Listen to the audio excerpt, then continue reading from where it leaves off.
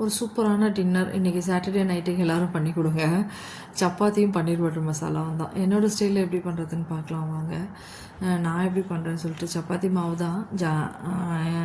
மாவோடு நான் எதுவுமே போட மாட்டேன். உப்பு, கொஞ்சமாக எண்ணெய் ஒரு 2 ஸ்பூன் விட்டு தண்ணி போட்டு பிசைஞ்சு அப்படியே வச்சிடலாம். ஊற வச்சிட்டிங்கன்னா அது பாட்டு நல்லா சாஃப்டாகும். டோ கொஞ்சம் டைட்டாக இருக்கிற மாதிரி பிசைஞ்சு வச்சுக்கோங்க. ஏன்னா நம்ம ரொம்ப தண்ணி கிண்ணி ஆகிட்டுனா திருப்பி மாவு, திருப்பி உப்பு, திருப்பி தண்ணி, இதே போய் நிறைய தடவை நான் இந்த மாதிரிலாம் லூஸ்தனமான வேலையெல்லாம் பண்ணியிருக்கேன் ஃபஸ்ட்டெல்லாம். இப்போல்லாம் அளவாக தண்ணியை ஊற்றி அப்படியே டைட்டாக பிசைஞ்சு வச்சுறது. இந்த மாதிரி கொஞ்சம் கொஞ்சமாக போட்டு பிசைஞ்சு இந்த டோ மாதிரி பண்ணி அப்படி வச்சுருங்க. ஒரு பக்கமாக அது இருக்கட்டும். நான் இந்த கடாயில் தான் பிசைவேன் எப்பயுமே. எனக்கு கண்ணாடி பவுல்லாம் இருக்குது. எனக்கு என்னமோ அது நான் உடச்சிட்றேன் எல்லாத்தையும் எடுத்தால். அதனாலேயே நான் இந்த மாதிரி எதையாவது யூஸ் பண்ணிக்கிறேன். நெக்ஸ்ட் பன்னீர் பட்டர் மசாலாவுக்கு தான் காயெல்லாம் வெங்காயம் தக்காளி மட்டும் ஃபஸ்ட்டு நறுக்கிட்டு அதை வதக்கிடுவோம் இல்லையா. நான் வதக்கி தான் பண்ணுவேன். வேக வச்சும் பண்ணுவாங்க நிறைய பேர். நான் வதக்கி தான் பண்ணுவேன். வதக்கி பண்ணால் கொஞ்சம் டேஸ்ட் நல்லாயிருக்கும். அதுக்காக எப்படி பண்ணுறேன்னு பாருங்கள். வெங்காயம் தக்காளி நல்லா ஒரு பெரிய சைஸ் வெங்காயம் அது போதும்னு சொல்லிட்டு எடுத்துக்கிட்டேன். பன்னீர் ஆல்ரெடி வாங்கிட்டு வந்து வச்சுருக்கேன். ஹோம்மேட் பன்னீர் இல்லை, நான் வாங்கிட்டு வந்தது தான். ஹோம்மேட் பன்னீர் பண்ணணும்னு நினைப்பேன், எங்கே பண்ணுறதே இல்லை. தக்காளி 2 தக்காளி எடுத்துக்கிட்டேன் கொஞ்சம் பெரிய சைஸில். ஒரு பெரிய வெங்காயம் எடுத்துக்கிட்டேன், போதும் அதுவே. ஃபஸ்ட்டு இதை வதக்கி வச்சுட்டோன்னு வச்சுக்கோங்களேன். அது கொஞ்சம் ஆறிட்டு இருக்கட்டும்னு சொல்லிட்டு அதுக்காக தான் நறுக்கிட்டுருக்கேன். ஹோட்டல் ஸ்டைலில் எப்படி இருக்குமோ பன்னீர் பட்டர் மசாலா ஹோட்டலில் சாப்பிட்டிங்கன்னா எப்படி இருக்குமோ அந்த மாதிரி. நிறைய ஹோட்டலில் எப்படி இருக்கும் நல்லா இருக்காது. ஒரு சில ஹோட்டலில் ஆத்தென்டிக்காக ரொம்ப நல்லாயிருக்கும். அந்த மாதிரி தான் நான் செய்கிறேன். எதனால் நான் அவ்வளோ பர்ஃபெக்டாக சொல்கிறேன்னா, எனக்கு எங்கள் ஹஸ்பண்ட் ஹோட்டலியர்ன்றதுனால என்னால் ஓரளவுக்கு அவர் எனக்கு சொல்லி கொடுத்துருக்காங்க. அது பிரகாரம் நான் செய்வேன். என்னெல்லாம் போட்டு செய்கிறோன்றதை பாருங்கள். அதே மாதிரி நீங்களும் ட்ரை பண்ணி பாருங்கள் எப்படி வருதுன்னு சொல்லிட்டு. ஆனியனை நல்லா ஒரு ரேண்டமாக கட் பண்ணிக்கோங்க. ஒன்றும் பெருசாக இல்லை, நம்ம அரைக்க தான் போகிறோம் வதக்கிட்டு. அதுக்காக நல்லா உங்களோட குவான்டிட்டி எவ்வளோ இருக்குது, எவ்வளோ பன்னீர் எடுக்க போகிறீங்க, எவ்வளோ பேருக்கு பண்ண போகிறீங்கன்றதை பொறுத்து ஆனியன் தக்காளி வெங்காயம் அதிகமாக யூஸ் பண்ணிக்கோங்க. அப்படி தான் யூஸ் பண்ணி ஆகணும்.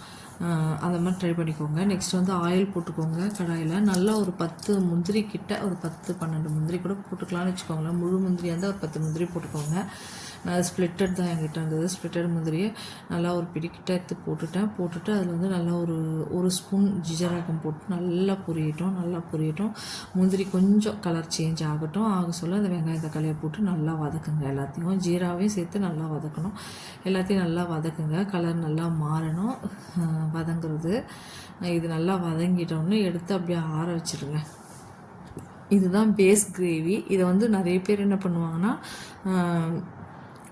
முந்திரி, வெங்காயம், தக்காளி எல்லாத்தையும் போட்டு நல்லா வேக வைப்பாங்க தண்ணி ஊற்றி. அந்த மாதிரியே வேக வச்சும் பண்ணுவாங்க நிறைய பேர். அந்த மாதிரி நான் பண்ண மாட்டேன். நான் வதக்கி தான் பண்ணுவேன். இது ஆறட்டும். அதுக்குள்ளார பன்னீர் தான் வாங்கிட்டு வந்தாங்க. அட்சன் தான் நல்லா தான் இருக்குது அட்சனோடது. கொஞ்சம் கட் பண்ண சொல்ல ஹார்டாக இருந்தது ஃப்ரிட்ஜ் பண்ணதுனாலன்னு நினைக்கிறேன். பட் அதுக்கப்புறம் தண்ணியில் போட்டோன்னு நல்லா சாஃப்டாக நல்லா இருந்தது பன்னீர் ஆக்சுவலாக சாப்பிட்றதுக்கு. இந்த மில்கி மிஸ்ட்டை விட இது நல்லா தாங்க இருக்குது ரெடிமேட் நம்ம வாங்குகிற பன்னீரில். இப்போ நம்ம வதக்கி வச்சுருந்தோம் இல்லையா, அது நல்லா ஆறிடுச்சு. ஆறினோடனே எடுத்து மிக்ஸி ஜாரில் போட்டு நல்லா கிரைண்ட் பண்ணிக்கோங்க. இதுலேயே கூட எல்லாத்தையும் மசாலாலாம் போட்டு கூட கிரைண்ட் பண்ணிக்கலாம். நான் அப்படி பண்ணல. இதை நல்லா இந்த மிக்ஸி ஜாரில் போட்டு இதை நல்லா கிரைண்ட் பண்ணி எடுத்து வச்சுக்கோங்க. அந்த முந்திரி இதில் போடுறதுனால நல்லா தெறிக்கும். அதுதான் ஒரு தலைவலி இதில் பண்ணுறதுல. ஆயில் திருப்பி அதே கடாயில் ஆயில் போட்டுக்கோங்க. ஆயில் போட்டு இந்த பட்டை, லவங்கம், அந்த இலை, கொஞ்சம் சோம்பு போட்டுட்டு நல்லா பொரியட்டும்னு சொல்லிவிட்டு நம்ம இஞ்சி பூண்டு பேஸ்ட் ஒரு 1.5 ஸ்பூன் கிட்ட போட்டேன் நான். போட்டுட்டு அது நல்லா அப்படியே அந்த எண்ணெயிலேயே நல்லா ஸ்ப்ளிட் பண்ணி விடுங்க. அப்புறம் வெறும் மிளகாய் பொடி இருக்கு இல்லையா, அது நல்லா 1 டீஸ்பூன் போட்டுக்கோங்க. குழம்பு மிளகாய் பொடி 1 டீஸ்பூன் போட்டுக்கோங்க. காஷ்மீரி சில்லி பவுடர் ஒரு 1/2 ஸ்பூன் போடுங்க. நான் அதை காஷ்மீரி சில்லியும் போடுவேன். இது வெறும் மிளகாய் தூள் தான் 1 ஸ்பூன் கிட்ட போட்டேன். அது ஸ்பூன்னா குட்டிங்க, அதனால் நான் இத்தனை தடவை போட்டேன். நீங்களும் இல்லைனா இவ்வளோ போடுறாங்களேன்னு நினைக்காதீங்க. 1 ஸ்பூன் தான் அது அளவு மொத்தமாகவே. இப்போ அந்த அந்த இஞ்சி பூண்டு பேஸ்ட்டோட அந்த மிளகாய் பொடி, நம்ம வீட்டு குழம்பு மிளகாய் பொடி, அதை கொஞ்சம் போட்டுட்டு நல்லா அந்த எண்ணெயிலேயே அதெல்லாம் ஃப்ரை ஆகட்டுங்க. நல்லா ஃப்ரை பண்ணுங்கள். கொஞ்சம் தேவைப்பட்டால் மஞ்சள் பொடி போட்டுக்கோங்க. கலருக்காக தான் மஞ்சப்பொடி போட்டுக்கோங்க. போட்டுட்டு நல்லா இந்த மாதிரி ஃப்ரை பண்ணுங்கள் இஞ்சி பூண்டு பேஸ்ட்டோட. நெக்ஸ்ட்டு நம்ம அரைச்ச விழுது இருக்கு இல்லையா, வெங்காயம் தக்காளி விழுது முந்திரி விழுது, அதை எடுத்து இதில் போட்டு நல்லா மிக்ஸ் பண்ணி விடுங்க. மிக்ஸ் பண்ணி நல்லா தண்ணி முதல்ல ஊற்றாதீங்க, நல்லா மிக்ஸ் பண்ணி கொஞ்சம் நல்லா வதக்குங்க. அது நல்லா வதங்கட்டும். எண்ணெய் பிரியும், கொஞ்சம் லைட்டாக தெரியும் உங்களுக்கே. அந்த டைமில் இந்த ஜாரை கழுவுன தண்ணி ஊற்றினாவே போதும், ரொம்ப அதிகமாக வேணாம். இப்போ வந்து கொஞ்சோண்டு காஷ்மீரி சில்லி இந்த கலருக்காக வேண்டி, காஷ்மீரி சில்லி இல்லைனாலும் நல்லா தான் இருக்கும், ஒரு மாதிரி எல்லோயிஷ் கலராக நல்லாவே இருக்கும், டேஸ்ட்டு சூப்பராகவே இருக்கும். அந்த கலர் பார்க்கறதுக்கு ரொம்ப நல்லாயிருக்கும்னு வச்சுக்கோங்களேன். நான் காஷ்மீரி சில்லி போட்டால் கொஞ்சம் கலர் கிடைக்குன்றதுக்காக போட்டேன், வேறு ஒன்றும் இல்லை. அதில் காரம்லாம் இருக்காது பெருசாக இல்லையா. இந்த மாதிரி நல்லா வதங்கணும், நல்லா வதங்குங்க. கொஞ்சம் நேரம் வதங்கட்டும் அந்த பேஸ்ட்டு. ஏன் வதக்குறோம்னா கொஞ்சம் எண்ணெய் பிரிஞ்சிடும் டக்குன்னு, அதுக்காக தான். இதுலேயே நல்லா வெந்துடும், ஆல்ரெடி அது வெந்தது தான், இன்னும் நல்லா வெந்துடும் இல்லையா. அதனால் இப்போ வந்து அந்த மிக்ஸி ஜார் கழுவுன தண்ணி ஒரு டம்ளர் தண்ணி கிட்ட தான் இருக்கும், அதை ஊற்றிடுங்க. ஊற்றிட்டு நல்லா மிக்ஸ் பண்ணிவிட்டு மூடி போட்டு வச்சுட்டு நல்லா கொதிக்கிட்டோங்க. இதை திறந்தெல்லாம் வச்சிடாதீங்க, மூடி போடலன்னா அடுப்பு ஃபுல்லாக காலி, மொத்தம் தெறிக்கும், நம்ம மேலேயே பயங்கரமாக தெறிக்கும். ஏன்னா அது முந்திரி வேகுது இல்லையா, அதனால் அந்த மாதிரி தெறிக்கும். எவ்வளோ தூரம் தெறிக்குது பாருங்கள். தூக்கி தூக்கி மூடி போட்டு வச்சுட்டு நல்லா இந்த மாதிரி கொதித்து லைட்டாக எண்ணெய் பிரியிற டைமில் கரம் மசாலா ஒரு 1/2 ஸ்பூன் போட்டுக்கோங்க. ஜீரா பவுடரு ஒரு 1/4 ஸ்பூன் போட்டுக்கோங்க. ஏற்கனவே ஜீரா போட்டு அரைச்சிருக்கோம், நம்ம ஒரு 1/4 ஸ்பூன் மட்டும் ஜீரா பவுட்ரு போட்டுக்கோங்க. கரம் மசாலா பவுட்ரு ஒரு 1/2 ஸ்பூன் போட்டுட்டு அவ்வளோதான். உப்பு பார்த்துக்கோங்க, இதில் நம்ம உப்பு போடுறத பார்த்துக்கோங்க. எப்போ முதல்லையே உப்பு போட்டுட்டோம், உப்பு பார்த்தா டேஸ்ட்டு பார்த்துக்கோங்க இந்த கிரேவிக்கு. அது வீடியோவில் வந்துதான்னு தெரில உப்பு போடுறது, இல்லை இப்போ போடுறோன்னான்னு எனக்கும் ஐடியா இல்லை.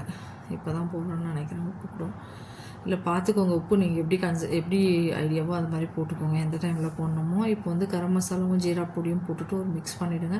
ஒரு நல்லா தரத்தரன்னு கொதிக்க சொல்ல இப்போ வந்து பன்னீரை ஆட் பண்ணிவிடுங்க. பன்னீரை ஆட் பண்ணி நல்லா மிக்ஸ் பண்ணி ஒரு மூடி போடுங்க. ஒரு 2-3 நிமிஷம் இருக்கட்டும், அது பாட்டு கொதிக்கட்டும். கொதித்ததுக்கப்புறமா இப்போ நம்ம வந்து இந்த பன்னீரை ஆட் பண்ணிவிட்டு கொஞ்சம் வேகணும். இப்போ இந்த பன்னீர் இந்த மசாலாவோட நல்லா வேகணும். வெந்துட்டுருக்கணுன்னே சர்க்கரை ஆட் பண்ணணுங்க. இது வந்து வீடியோவில் வருதா, நான் என்ன பண்ணிட்டேன்னு தெரியல. 2 ஸ்பூன் கிட்ட சர்க்கரை ஆட் பண்ணுங்கள். சர்க்கரை ஆட் பண்ணிவிட்டு கசூரி மேத்தி லீவ்ஸ் இருக்கு இல்லையா, அதை நல்லா இந்த மாதிரி கசக்கி போட்டுக்கோங்க. போட்டுட்டு நல்லாவே எடுத்துக்கோங்க. நல்லா கசூரி மேத்தி வந்து 1 ஸ்பூன் கிட்டத்தட்ட எடுத்துக்கோங்க. அதை போட்டு நல்லா இது பண்ணுங்கள். சர்க்கரை கூட இந்த டைமில் தான் சர்க்கரையும் ஆட் பண்ணுவேன் நான், ஆட் பண்ணிவிடுங்க. ஏன்னா கடைசியாக தான் சர்க்கரை ஆட் பண்ணணும் நம்ம இறக்க போகிற டைமில். இப்போ இன்னொரு டிப்பு, நான் கசூரி மேத்தி போட்டுட்டு இன்னொரு டிப்ஸ் என்னென்னா, இது ஏலக்காய் இருக்கு இல்லையா, ஒரு 2 ஏலக்காய் விட்டு நல்லா தட்டி அந்த பவுடரையும் அதில் ஆட் பண்ணிவிடுங்க. அதெல்லாம் மிஸ் ஆகிடுச்சின்னு நினைக்கிறேன் நான் எடிட் பண்ணதில். ஏலக்காய் பவுடர் தட்டி மிக்ஸ் பண்ணிவிட்டு ஒரு பட்டர் க்யூப் வந்து எடுத்து போட்டுட்டாங்க, அவ்வளோதான். 2 பட்டர் க்யூப் கூட போடலாம் தேவைப்பட்டா, ஒன்றுனா நான் போட்டேன். இப்போ ஏலக்காய் பொடியும் போட்டுட்டேன் பாருங்கள். போட்டுட்டு இது கடைசியாக இறக்க சொல்ல அந்த ஏலக்காய் பொடியை போட்டுட்டு இந்த மாதிரி மிக்ஸ் பண்ணுங்கள். சர்க்கரை கண்டிப்பாக போடணுங்க, 2 ஸ்பூன் கிட்ட நான் போட்டிருப்பேன். ஸ்வீட்னஸ் லைட்டாக இருக்கணும் பன்னீர் பட்டர் மசாலாவில், வேணான்றவங்க அவாய்ட் பண்ணிக்கோங்க. இப்போ கடைசியாக நான் பட்டரும் ஏலக்காய் தூளும் போட்டுட்டு நல்லா இப்படி கிளறி வச்சுட்டு அப்படியே ஆஃப் பண்ணிட வேண்டியது தான். நல்லா கொதிக்கிட்டோன்னு சொல்லிட்டு ஆஃப் பண்ணிவிட்டு கொஞ்ச நேரம் வச்சுருந்து ஆஃப் பண்ணிங்கன்னா எண்ணெய் அதுவே பிரிஞ்சு வருங்க. அவ்வளோதாங்க, சிம்பிளான ஒரு பன்னீர் பட்டர் மசாலா. சூப்பராக இருந்தது சாப்பிட்றதுக்கு. நெக்ஸ்ட்டு சப்பாத்தி தான், சிங்கிளாக தான் போட்டேன், 3 லேயர் போடலைங்க. ஐயோ, நேற்று வந்து மழை வேறு சென்னையில் லைட்டாக அப்படியே காற்று மழைன்ட்டு வெக்க தாங்கலை, கிச்சனில் நிற்க முடியலங்க. 3 லேயர் போடலான்னு பார்த்தேன், ஐயோ வேணான்னு சொல்லிட்டு சிங்கிள் லேயரே போட்டேன். சப்பாத்தி போட்டு எல்லாத்தையும் இட்டுட்டு கல்லில் போட்டு எடுத்தாச்சு, அவ்வளோதாங்க. இன்றைக்கி வந்து டின்னர் வந்து என்னென்னு பார்த்தீங்கன்னா, நைட் ரொட்டீன் பண்ணுறதுல எப்பா வேலை. எனக்கு வேலை செய்யறது கூட பெருசாக தெரியலங்க. எனக்கு இந்த வெக்கையாக இருக்குது பாருங்கள், இந்த அனல் இந்த மழை பெய்யறான்னு சொல்லிட்டு பண்ணுற கூத்து தான் பெருசாக இருக்குது. சப்பாத்தியை வந்து நல்லா இந்த மாதிரி ஒரு தடவைக்கு 2 தடவை திருப்பி போட்டதுக்கப்புறம் ஆயில் போடுங்க. போட்டுட்டு இந்த மாதிரி திருப்பி போட்டிங்கன்னா சப்பாத்தி நல்லா கலர் சேஞ்ச் ஆகி வரும், சூப்பராக இருக்கும். சப்பாத்தியும் பன்னீர் பட்டர் மசாலாவும் செம்ம டேஸ்ட்டாக இருந்தது சாப்பிட்றதுக்கு. பன்னீர் பட்டர் மசாலா அடிச்சிக்கவே முடியல, அவ்வளோ டேஸ்ட் இருந்தது. இதே மாதிரி பன்னீர் பட்டர் மசாலா நீங்களும் ட்ரை பண்ணி பாருங்கள். நிறைய பேர் வந்து இந்த கார சட்னியில் பன்னீர் போட்ட மாதிரி பண்ணுவாங்க, அந்த மாதிரிலாம் இல்லைங்க. நல்லா கொதிக்கணும், நல்லா எண்ணெய் பிரிஞ்சு வரணும் கிரேவியில், அப்போ தான் அந்த டேஸ்ட் உங்களுக்கு நல்லா கிடைக்கும், சூப்பராக இருக்கும். கசூரி மேத்தி லைட்டாக போட்டுட்டு ஆஃப் பண்ணிவிட்டுங்க மேலே, அவ்வளோதான். நான் அப்படியே மூடி வச்சுட்டேன். எண்ணெய்லாம் அப்புறம் பார்த்தா செம்மையாக பிரிஞ்சு வந்தது. சப்பாத்தியும் பன்னீர் பட்டர் மசாலா தான் இன்றைக்கி நைட் டின்னருக்கு. என்னோட சேனல் பிடிச்சிருந்தால் லைக் பண்ணுங்கள், ஷேர் பண்ணுங்கள், சப்ஸ்கிரைப் பண்ணுங்கள்.